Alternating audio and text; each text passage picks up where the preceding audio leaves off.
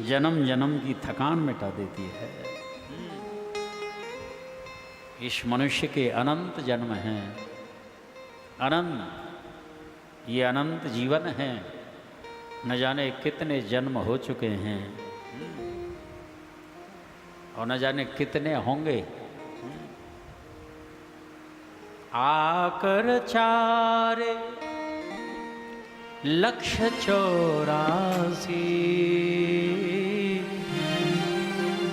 जौन भ्रमत यह जीव अविनाशी। ये अविनाशी जीव है, लेकिन ये संस्कृति 84 का जो चक्र है भटक रहा है। कभी सुखित होता है, कभी दुखित होता है। भौतिक जीवन जो होता है, कभी हर्ष है तो कभी विषाद है। इन द्वंद्वों में ही जीवन व्यतीत होता है। कैसा जटिल प्रबल प्रारब्ध होता है। और ये जो परिणाम है ना, पूर्व के जितने जितने मनुष्य के हमें शरीर मिले, उसी का परिणाम सामने आ रहा है। कितनी सावधानी की आवश्यकता है। मानव तन एकमात्र भगवत प्राप्ति के लिए ही है सच, इसका दूसरा कोई प्रयोजन नहीं है। यदि व्यक्ति ईमानदारी से धन कमाता है, पत्नी बच्चों का परिवार का भरण पोषण करता है, लेकिन भजन नहीं करता, सत्संग नहीं करता, निश्चित रूप से उसकी सद्गति नहीं हो सकती, नरक की ही प्राप्ति होगी। कितने उदाहरण हैं ऐसे। एहि तन कर फलो विषयन भाई, फल विषयन भाई। एहि तन कर फल विषयन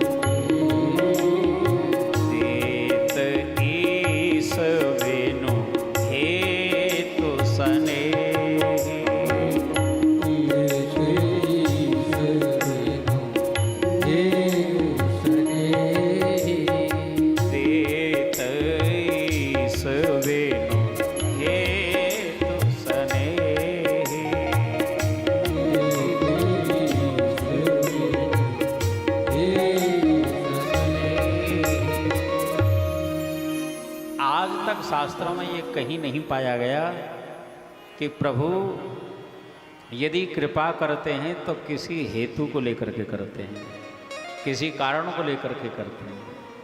भगवान की कृपा जो है अहेतुक होती है।